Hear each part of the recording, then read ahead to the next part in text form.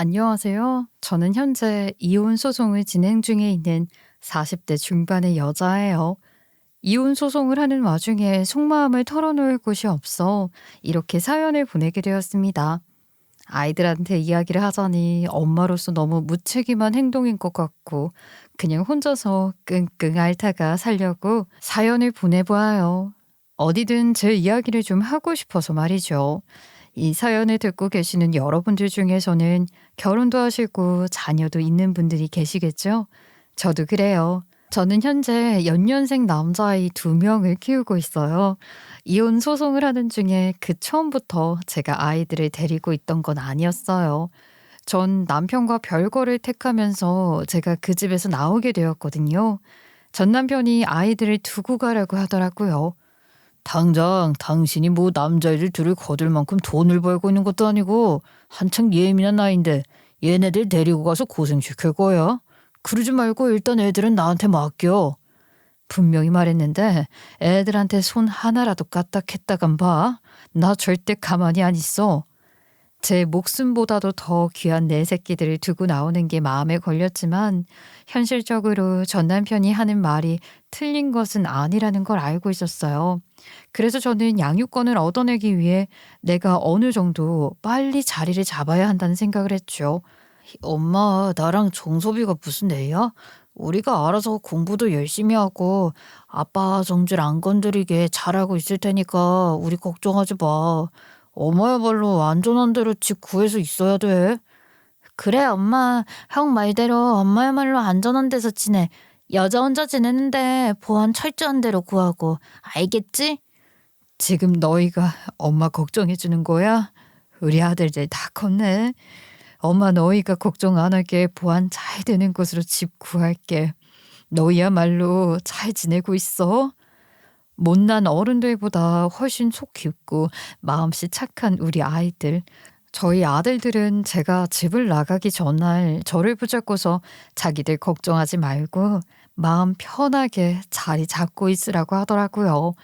그 와중에 보안 철저한 곳에 가라고 하는데 별거 아닌 그 말이 들으면서도 내 자식들이 정말 많이 컸구나라는 생각을 하게 되었어요. 하지만 아무리 컸다 그래도 엄마 눈엔 자식들은 늘 어릴 적 그 모습이잖아요. 저는 아이들한테 연신당부를 했었어요. 무슨 일 있으면 엄마한테 바로 전화해. 필요한 거 있으면 엄마한테 이야기하고 너희 아빠한테 쓴소리 들어가면서 용돈 받지 마. 용돈 정도는 엄마가 챙겨줄 수 있어. 엄마, 정말로 우리한테 용돈 줄 수 있는 거야? 아빠가 알고서 또 뭐라고 하면 어떻게 해? 이제 아빠가 뭐라고 하든 말든 엄마 신경 안 써. 엄마가 너희 학원 보낸 거 왜 보냈는데 너희만 생각해서 보낸 거야. 그러니까 너희는 아무 걱정하지 말고 용돈 필요할 때 엄마한테 바로 연락해. 제가 전 남편과 이혼을 결심하게 된 그 시작은 전 남편의 쪼잔함과 쓸데없는 권위의식 때문이었어요. 전 남편은 자기 말대로 모든 가족이 따라야만 하는 사람이었고 아이들에게 그렇게 인색하게 굴 수 없는 사람이었어요. 자식한테 들어가는 돈 아깝지 않다고 하는 부모가 태반인데 어떻게 된 게 그 사람은 자기 자식 입에 들어가는 밥 한 숟갈도 아까워서 벌벌 떠는 사람이었죠. 나한테 그렇게 난리치는 건 그래도 참을 수 있다 이거야.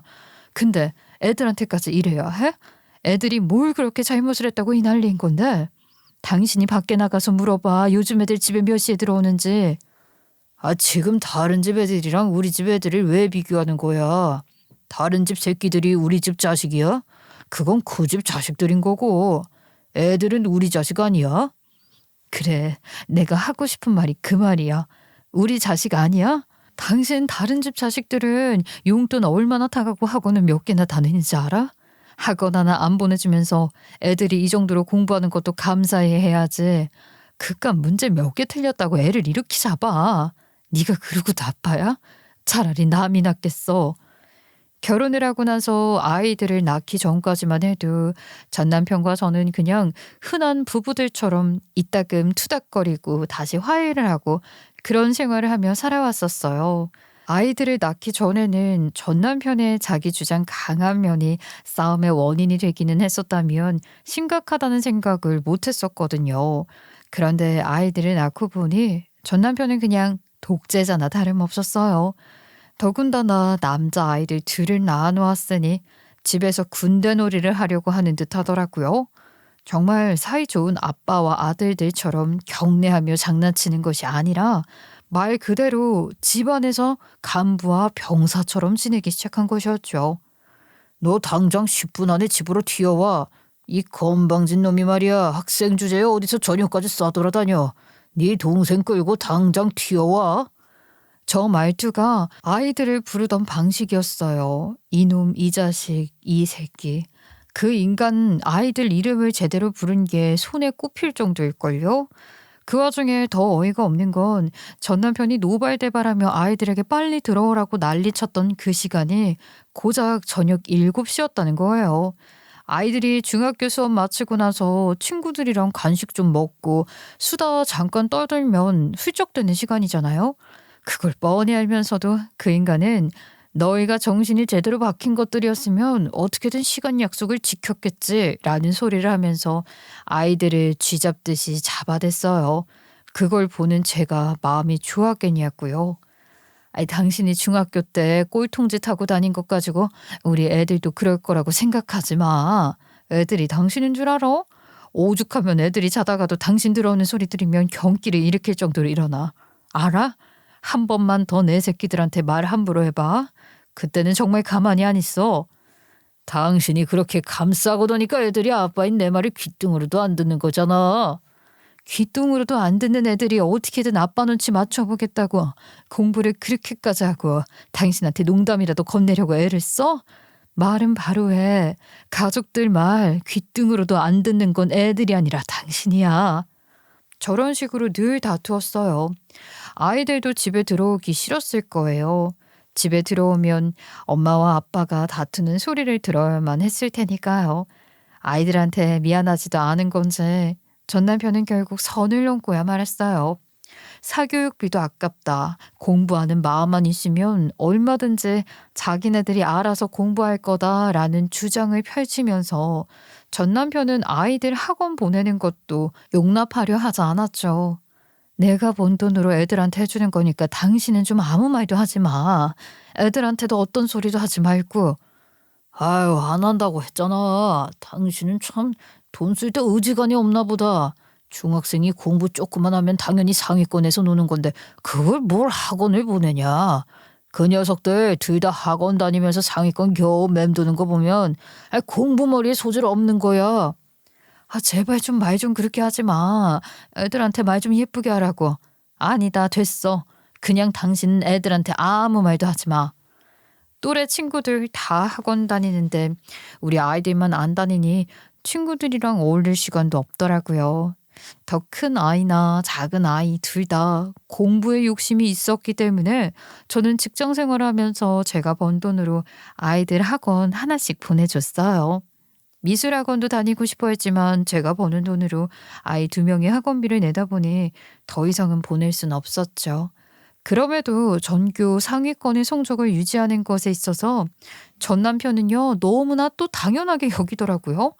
그러던 중에 큰아이가 성적이 조금 떨어지는 시기가 있었죠. 사춘기가 와서 그렇겠지 하고 넘기면 될 것을 전 남편은 절대 가만히 있지 않았어요. 아니, 여러분, 어떻게 사람이 매번 잘해요? 잘못할 때도 있는 거고 다 그런 거죠.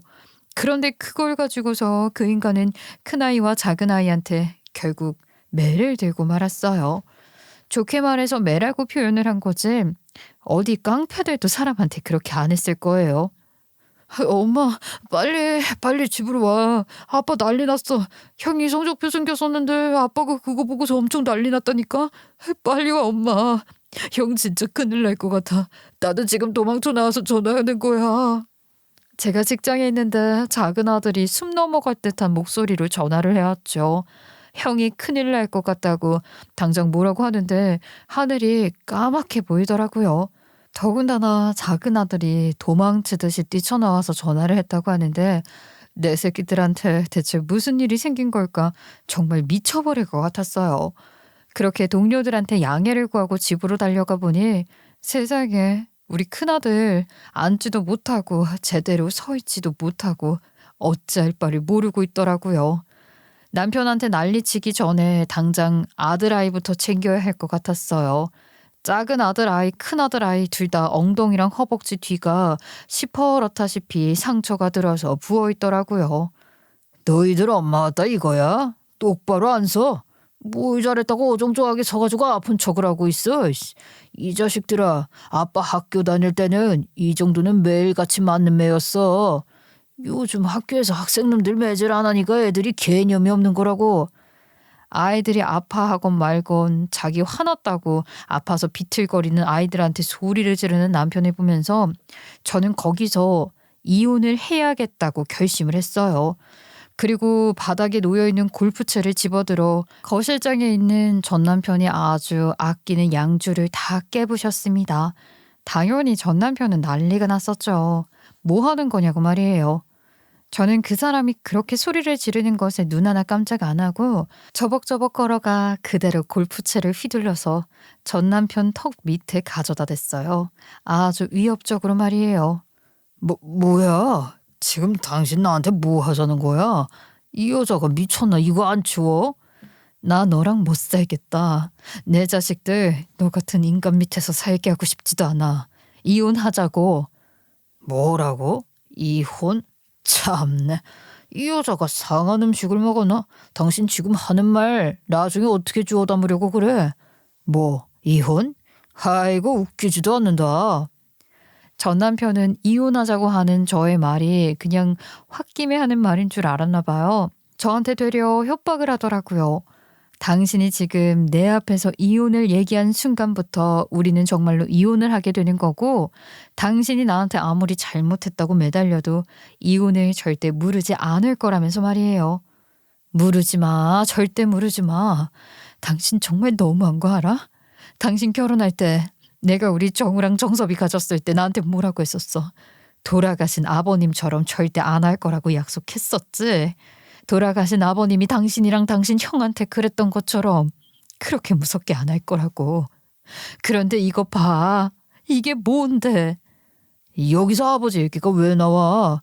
당신 그 입 안 다물어 진짜? 내 주둥이 갖고 내가 떠드는데 네가 무슨 상관이야. 난 싫어. 이혼하자. 나는 내 새끼들 절대로 너처럼은 안 키울 거야. 어디 내 새끼들한테 손을 대? 저는 그렇게 그 자리에서 이혼을 고했어요. 큰아들이 맞은 이유는 성적이 우수수 떨어진 것도 아니고 지난번 시험보다 문제 2개 더 틀렸다는 이유, 그것 때문이었습니다. 대화도 안 되고 상대방 말을 들어보려고 하지도 않고. 아니죠. 그 인간은 애초에 대화조차 안 되는 인간이었네요. 저는 그렇게 이혼을 결심하고 나서 전 남편과 별거를 택하게 된 것이었어요. 결국 후에 아이들을 전 남편 집에 두었다만 영 마음이 불안했죠. 그래서 아이들을 학교 기숙사에 들어가게 했어요. 절대 안 된다는 거 학교 찾아가서 상황을 있는 그대로 이야기하고 말 그대로 사정사정해서 기숙사에 들어가게 했어요. 기숙사 들어가니까 좋아? 우리 아들내미들 대학이나 가서 엄마랑 떨어져 사나 했는데 너무 빨리 떨어져 산다. 그치? 어차피 떨어져 살게 될 거였는데 뭐. 우리 군대 가면 엄마랑 떨어져 살아야 하잖아. 미리 연습하는 거라고 생각하면 되지. 그리고 어차피 엄마 얼른 돈 많이 벌 거잖아. 그럼 그때 우리랑 같이 살면 되지. 아이들이 안전한 곳에 있다고 생각이 드니 저도 마음이 놓여 일에 더 집중할 수 있게 되었어요. 아들아이들도 기숙사에 들어간 게 더 좋다면서 오히려 집에 있을 때보다 얼굴이 더 밝아졌었죠. 사실 엄마한테 말은 못했는데 아빠랑 같이 집에 있을 생각이 무서웠어. 고마워 엄마. 우리 공부 열심히 할게. 엄마도 일 열심히 해. 우리 빨리 같이 살자. 아이들의 저 말을 듣는데 어찌나 마음이 아프고 가슴이 미어지는지. 속 깊은 아들 녀석들도 결국은 자기네들 겁나는 걸 참은 것이었어요. 그런 아이들의 속 깊은 마음을 안 이상 더 이상 멈춰 있을 것도 없었죠. 그렇게 저는 아이들을 위해 더 악착같이 일을 하기로 마음먹었어요. 어찌되었든 아이들을 기숙사에 보내두고서 이제는 홀가분한 마음으로 일에 집중을 했죠. 하지만 갑작스레 정한 이혼과 급작스레 집에서 나와 거처를 꾸리면서 저는 그 집에서 제 짐을 다 챙겨 나오지를 못했어요. 생필품이야 사면 된다지만 옷가지나 서류 같은 거는 사는 것도 한계가 있는 거니까요.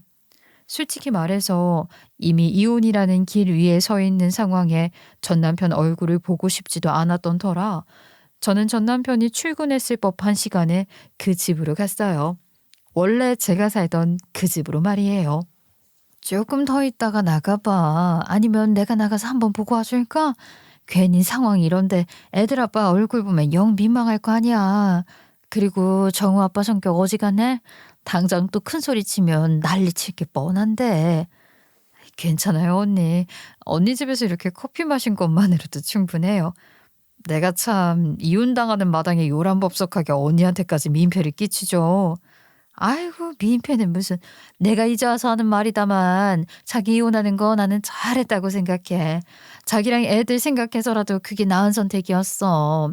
잘했어. 그러면 나가서 무슨 일 있으면 나한테 바로 전화해. 내가 바로 올라갈 테니까. 출근 시간에 맞춰 갔다고 해도 혹시 몰라서 친하게 지내던 이웃 언니 집에서 커피를 마시며 동태를 살피기까지 했어요. 함께 가주겠다는 이웃 언니를 만류하고 혼자 가봤는데 그런데 이게 웬걸요? 복도를 걸어 집 앞까지 가보니 현관문이 활짝 열려있는 게 아니겠어요? 예전 집은 복도식 아파트인데 여름에 다들 문을 열고 살았거든요.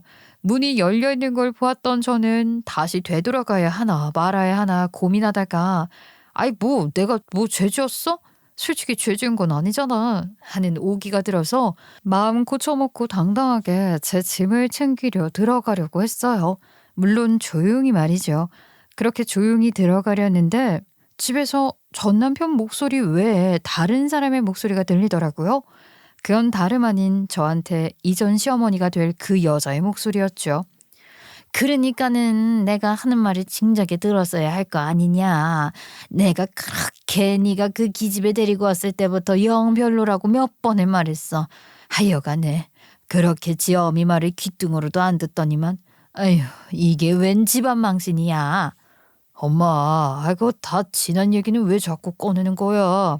그리고 목청 좀 낮춰요. 아들내미 이혼한다고 뭐 동네방네 소문낼 거야. 아유 내가 뭐를. 내 목소리가 뭐가 크다고 자꾸 그러는 거야. 이야기를 듣자니 이전 시어머니와 전 남편은 제 이야기를 하는 것 같았어요. 원래가 그 집안 식구들 목소리가 커서 듣고 싶지 않아도 듣게 되는 그런 목소리였거든요. 그 갈라진 쇳소리 목소리가 제 귀를 막 때려 박더라고요. 딱 그런 스타일 아시죠? 걸걸해서 억척스럽고 미간에는 주름 팍 까이는 동네에서 쌈딱으로 불리는 그런 스타일 말이에요. 제 이전 시어머니가 딱 그런 사람이었거든요.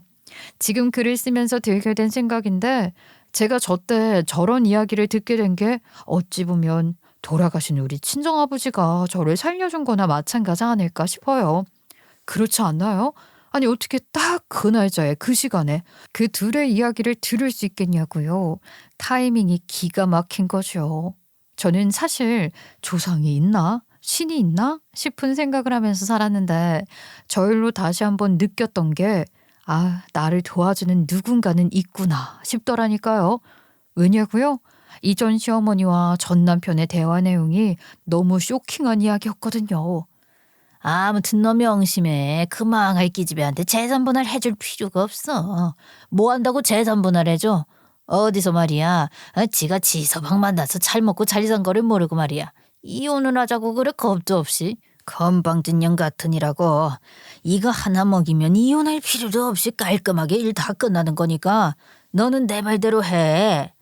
이전 시어머니의 말이 듣는데 갑자기 과거가 떠오르더라고요.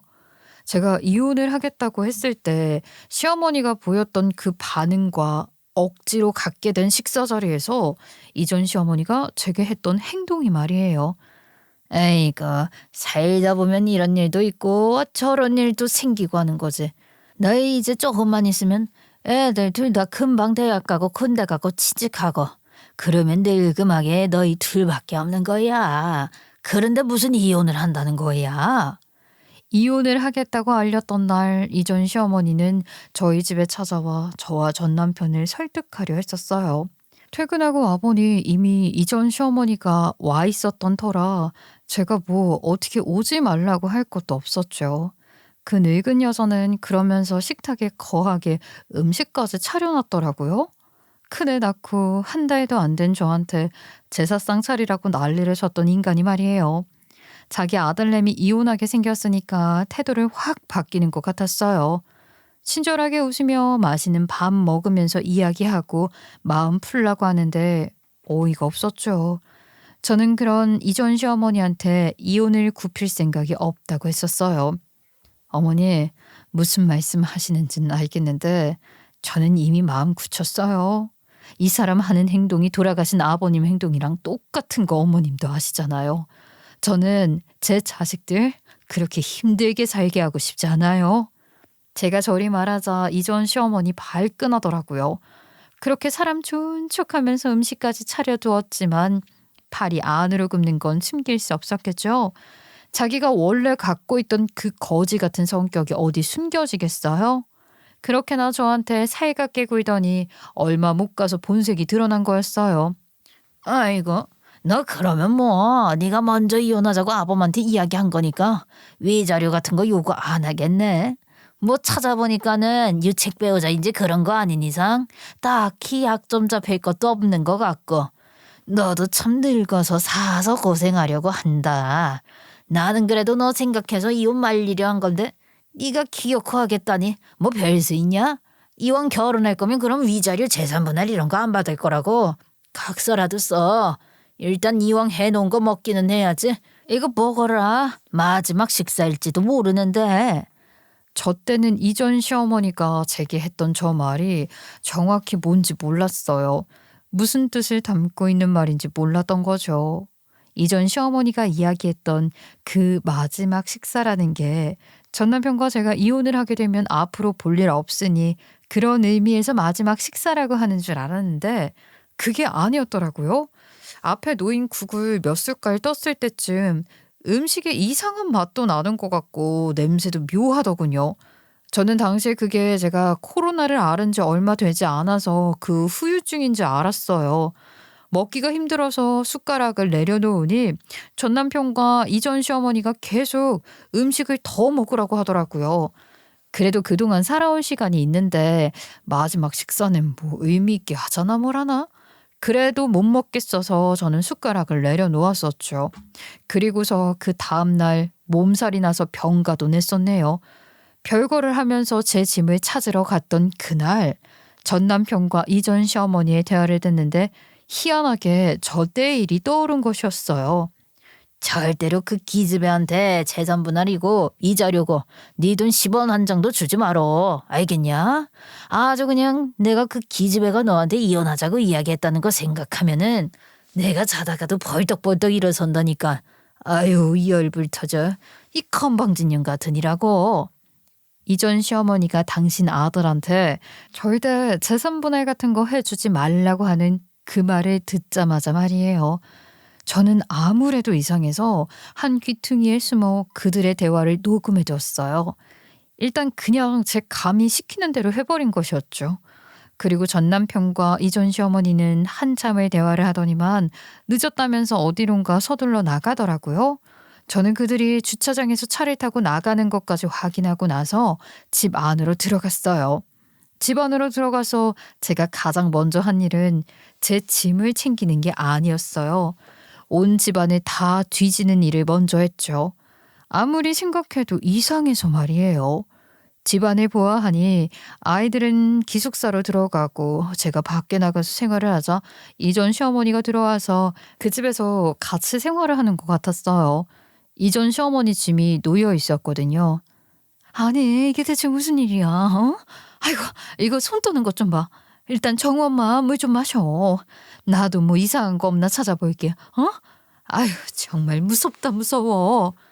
언니 정말 미안한데 그러면 안방도 좀 봐줄 수 있어요? 내가 지금 다리에 힘이 안 들어가서 그래요. 이전 시어머니와 전 남편의 대화를 듣고 나서는 도저히 팔다리가 덜덜 떨려서 더는 혼자 못 찾겠더라고요. 그래서 결국은 저를 도와주었던 이웃집 언니한테 SOS를 요청해서 언니의 도움까지 받았죠. 그렇게 이웃집 언니의 도움까지 받아가면서 그 집을 뒤지다가 결국에 발견하고 말았어요. 이웃집 언니가 발견했죠. 어머머머, 이게 뭐야? 이거 말이야. 안방을 한참 뒤지던 이웃집 언니는 이전 시어머니 짐꾸러미에서 정체불명의 봉투를 발견한 것이었어요. 그리고 그 봉투 귀퉁이에 조그마한 글씨로 소량으로 조금씩이라고 적혀 있는 것도 발견하였죠. 본능적으로 저는 그 봉투 안에 들어있는 가루를 조금 덜어서 따로 챙겨서 나왔어요. 이웃집 언니한테는 이 일은 비밀로 해달라고 신신당부하고서 말이에요.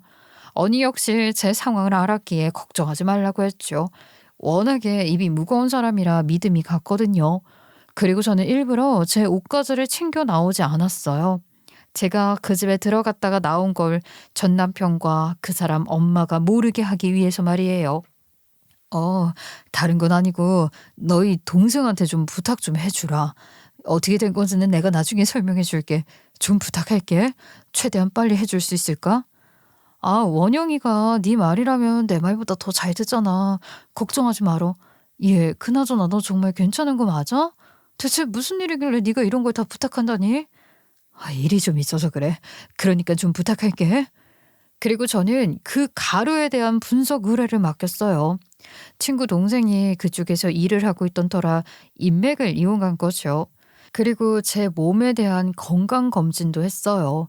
물론 이전 시어머니가 줬던 음식을 먹은 건 그때 한 번뿐이었지만 제가 짐작한 게 맞다면 저는 좋지 않은 걸 먹은 것일 테니 걱정이 앞섰죠. 아이들 옆에는 제가 있어야 했으니까요. CT까지 다 찍었네요. 그렇게 초조하게 검사 결과를 기다리다 들었어요. 정말 감사하게도 천만다행히 건강검진에서는 이상 징후가 발견되지 않았죠. 다만 성분 의뢰를 맡긴 그 가루에서는 좋지 않은 결과가 나왔어요. 여러분이나 제가 의심한 것, 그것이 맞았던 것이었죠. 이전 시어머니와 전 남편이 저를 위험에 빠뜨리려고 했던 게 분명했어요. 호랑이를 잡으려면 호랑이 굴에 들어가야지. 이렇게 발만 동동 구르고 있으면 되겠어. 차라리 잘 됐어. 그 인간들 내가 아주 본때를 보여줄 테니까 절대 가만히 안 둘 거야. 원영이가 검사한 거 그거 정확한 거잖아. 그럼 나야 잘 된 거지. 어디 한번 두고 보자고. 자기네들이 한 짓이 어떤 짓인지 내가 아주 뼈저리게 느끼게 해줄 테니까. 저는 다시 한번 그 집에 들어가기로 했어요. 이번에도 마찬가지로 전 남편이 출근을 했을 시간을 맞춰서 그 집에 가기로 했죠. 이전 시어머니에 대한 동서는 아이들의 도움으로 시간을 맞춰서 갈 수 있었어요. 그래도 자기 손주들이라고 제 애들한테는 잘했거든요. 그렇게 저는 그 집 안에 들어가서 저의 계획을 실행했어요. 저는 집안 곳곳에 녹음기를 설치해 두었죠. 제가 짐작한 것이 맞다면 저는 이전 시어머니와 전 남편이 했던 만행에 대한 그 증거를 찾아야만 했으니 말이에요. 그렇게 저는 약 일주일을 꼬박 녹음기를 수거해서 파일을 저장해두고 다시 가져다 두기를 반복했어요. 그리고 녹음 파일을 들어보니 제가 짐작한 모든 것이 딱 맞아 떨어졌어요. 이거 우리가 직접적으로 할 필요가 없는 거였는데 말이야. 너 그러지 말고 애들 엄마랑 딱 6개월만 같이 지내. 뭐? 싫어. 나 싫다고 지랄 발광하면서 집 나간 여자한테. 네가 왜? 나는 그 여자랑 한 집에 있고 싶지도 않아요. 에라이 멍청한 놈아. 너는 어떻게 된 게 멀리를 못 내다보냐. 네가 잠깐만 수그리고 들어가면은 모든 게 다 해결이 되는 거잖아. 6개월이면 충분하다니까. 네가 연락해서 정말 잘못했다고 다시 살자고 꼬드겨. 6개월이면 돼. 그리고서 걔 병원 들어가면 너 그때부터 돈 버는 거야. 이전 시어머니는 제가 생각했던 것 이상으로 악독하고 못된 사람이었더라고요. 그 여자는 자기 아들한테 훈수를 두고 있었어요. 저를 꼬드겨서 집안에 끌어들이라는 말을 당신 아들한테 누누이 했더군요. 그리고 전 남편은 정말로 제게 연락을 해왔어요. 그 엄마의 그 아들이었던 거죠. 여보, 나 지금 술도 안 마셨고 정말로 맨정신으로 연락한 거야. 아니, 당신이랑 애들이 집에 없으니까 내가 그제야 내가 무슨 짓을 했는지 판단이 되더라. 내가 당신이랑 애들이랑 정말 몹쓸 짓 많이 했던 것 같아. 나 정말 반성 많이 했어. 나한테 다시 한 번 기회를 주면 안 될까? 애들한테도 당신한테도 내가 다시 잘해볼 수 있도록 말이야. 전 남편은 제게 연락을 해와서 자기가 정말 잘못했고 많은 반성을 했다면서 아주 구구절절 시나리오를 읊어댔어요. 제가 아무런 계획이 없었다면 네가 어떻게 나한테 이럴 수 있냐, 그 가루가 뭐냐 바로 따지고 들고 난리를 피웠을 테지만 저도 전 남편과 이전 시어머니한테 맘먹는 계획이 있었기 때문에 남편이 내민 손을 잡아주는 척 수긍을 했어요. 그래, 애들 결혼할 때 혼주석에 우리 둘이 대면대면하게 앉아있는 거 상상해봤는데 애들한테 영 미안하더라고. 잘 지내봐요. 나도 그때는 너무 감정적이었어. 나도 반성 많이 했어. 우리 잘 지내보자, 여보. 애들한테 좋은 모습만 보여줘야지. 아마 저 인간 저랑 저렇게 전화를 끊고 나서 또 자기 엄마한테 쪼르르 달려가서 다 이야기했을 거예요. 엄마, 내가 속였어. 라고 하면서 말이에요. 마마보이 같은 인간. 어쨌든 저는 저렇게 전 남편에게 속아주는 척 제가 역으로 그 인간을 속이고 다음날 그 집에 갔어요. 그리고 이전 시어머니 앞에서도 연기를 했죠. 정말 죄송했다고 말이에요. 죄송해요, 어머니. 어머니가 식사 자리까지 마련해 주시면서까지 저 달래셨던 건데.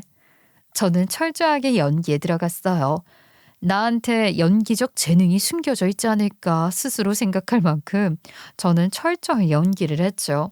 그리고 이전 시어머니는 그날도 역시 제게 한상 거하게 또 차려주더라고요. 또다시 저희 이혼을 막으려 했던 그날 저녁 식사에서 보였던 가식적인 모습과 함께 말이에요. 아유 그래. 너희들 이렇게 나란히 앉아있으니까 얼마나 보기가 좋아 그래. 정엄이 너 모르지? 내가 네 남편이 너랑 결혼하겠다고 네 손 꼭 붙잡고 우리 집 안으로 들어왔을 때 나는 그때부터 그 순간부터 네가 우리 집 식구다라고 생각했었다니까. 두 번 다시는 이혼하겠다는 소리 하지 마로. 알겠지? 얼른 이것 좀 먹어. 웃기지도 않아요, 정말. 여러분도 기억하시죠? 이전 시어머니가 자기 아들이랑 제 욕을 했던 그 내용 말이에요.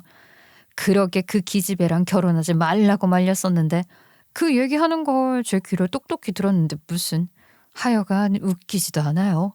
그러면서 저한테 국을 한가득 떠서 주며 얼른 먹으라고 하는데 누가 이전 시어머니의 그 새까만 속을 모를 리가 있겠어요.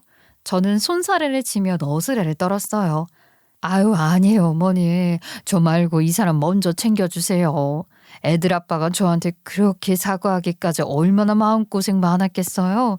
당신 먼저 먹어. 얼른 국 식겠다. 아유 너 먼저 먹어라 정우애미야. 내가 너 생각해서 국 맛있게 끓인 거야. 아니에요, 어머니. 이 사람 먼저 먹어야죠. 우리 집 가장인데. 저는 그렇게 이전 시어머니가 제게 내민 국그릇을 그 인간한테 넘겨주었어요. 제 전 남편한테 말이에요. 그랬더니 두 모자가 어찌할 바를 몰라 하더군요. 저는 거기서 그치지 않고 안 그래도 저녁에 잡곡밥을 해두었다며 밥을 퍼주겠다고 자리에서 일어섰어요. 그리고 제가 밥을 갖고 와 식탁에 내려놓자 두 모자는 사색이 되었죠. 왜 그래, 당신? 왜요, 어머니? 아, 내가 밥을 너무 많이 했나? 어머니, 제가 원래 손이 좀 크잖아요. 저는 오늘 점심 먹은 게 얹혀서요. 이거 당신이랑 어머님이랑 먹어. 아, 잠시만요, 어머님. 제가 이걸 조금 더 뿌려야겠네요. 이거 몸에 좋은 거 맞죠? 그래서 어머님이 지난번에도 저 넣어주신 거잖아요. 제가 아까 넣기는 했는데 조금 부족한 것 같아서요. 아, 됐다. 얼른 먹어. 얼른 드세요. 저는 살갑게 웃으며 이야기를 했고 이전 시어머니는 제가 그 가루를 꺼내 뿌리는 걸 보더니만 그대로 털썩 자리에 주저앉아 버렸어요. 전 남편이라는 인간은 귀신이라도 본 것처럼 코를 틀어막더니만 밥통을 그대로 던져버렸고요. 냄새도 맡으면 안 된다는 듯이 말이에요. 그리고 저는 그것들 앞에 서류를 내던졌어요.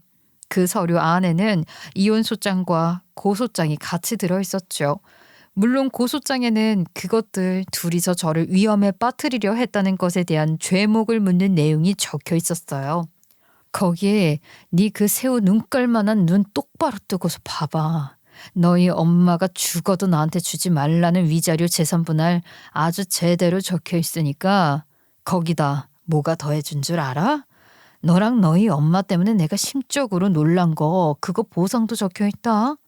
아 이걸 어째 어머니 혹 때려다 혹을 더 붙이셨네. 맞아요. 이혼 소장에는 위자료는 물론 제가 받아야 할 정신적 피해 보상, 아이들의 정신적 피해, 재산 분할 양육권에 대한 저의 요구가 적혀 있었어요. 빼도 박도 못하게 말이에요. 전 남편은 서류를 들어서 한참 보더니만 손을 덜덜 떨더라고요.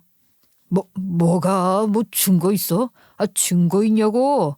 어디서 막무가내로 밀어붙이려고 들어. 너도 너희 친정부모 닮아서 무식하냐? 하기야 너희 집안 인간들이 다들 무식하긴 하지. 그래서 너희 아빠도 그 나이 먹어서까지 일만 하다 세상 뜬 거 아니야. 원래 이 머리가 무식하면 몸이 고생한다고. 너희 집안 식구들이 딱 그 꼴이지 뭐. 저 망할 인간 하는 말 들으셨죠? 저 인간 버럭 화를 내면서 저한테 증거 있냐고 대뜸 묻더라고요. 도둑이 제발 저린 거죠. 전 그래서 당당하게 증거를 내밀었어요. 제가 일주일간 녹음해두었던 파일을 다 틀어줬죠. 그리고 아무 말도 못하는 전 남편과 이전 시어머니를 번갈아 보며 이야기했어요. 뭐? 우리 집안이 무식해? 우리 집안이 무식해서 너희 집보다 잘 먹고 잘 산 건가? 어떻게 된 게 그 좋은 머리로 돈은 못 벌었나 봐. 야, 말은 바로 해. 어디서 우리 집을 거들먹거리긴. 하여간 꼭 못도 없는 것들이 양반 집안이네 뭐냐면서 떠들어대지. 저 싹스 없는 년, 너 지금 뭐라고 했어? 뭣도 없는 집안? 야 이 싹스 없는 거사, 어디서 입을 함부로 놀려? 왜요 할머니? 내가 꼬박꼬박 어머니 해주니까 정말로 뭐 시어머니라고 생각했는 줄 알아? 됐어. 내가 당신한테 시어머니 소리 할 바에야 지나가는 똥개 붙잡고 시어머니라고 할 거야. 그리고 뭐 증거? 증거야 많지. 이미 끝을 보게 된 상황에 거기서 어머니라고 할 게 뭐가 있어요? 바로 할머니라고 쏴질러 버렸습니다. 제 말에 전 남편은 얼굴이 시뻘게 져서 저한테 쌍욕을 내뱉었고요. 지랑 지네 엄마가 한 짓은 생각도 못하고 말이에요. 저는 자기 잘났다고 떠들어대는 그 인간들한테 더 크게 소리쳤어요. 일부러 보란듯이 식탁을 뒤집어 엎어버리고서 말이에요. 어디서 그런 초인적인 힘이 나온 건지 저는 지금도 그게 신기하다니까요. 제가 그렇게 하자 순식간에 집안이 조용해지더군요. 그리고 이웃집에서 나온 사람들이 저희 현관 앞에 모여들어 그 모든 광경을 지켜보는 지경에까지 이르렀어요. 전 일부러 더 크게 이야기했어요.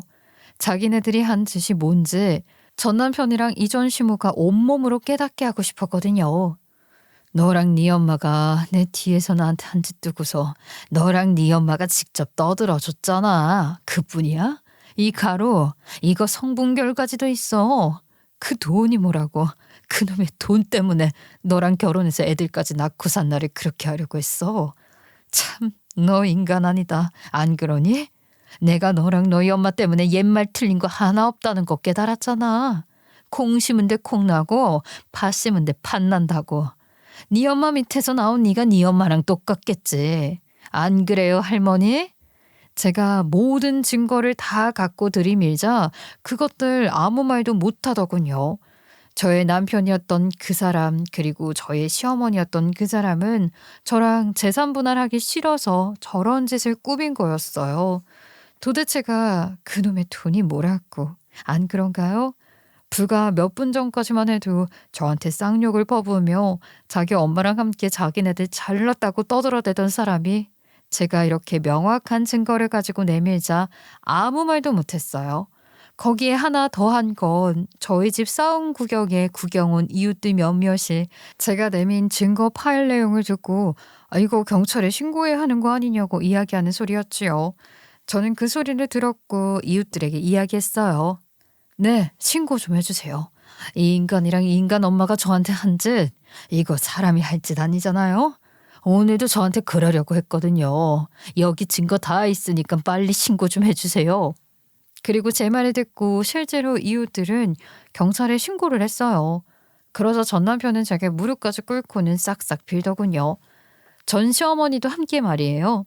두 모자가 제 앞에서 무릎 꿇고 싹싹 비는 꼴이라니 결혼 생활하면서 단 한 번도 생각해 보지 못했던 상황이었죠.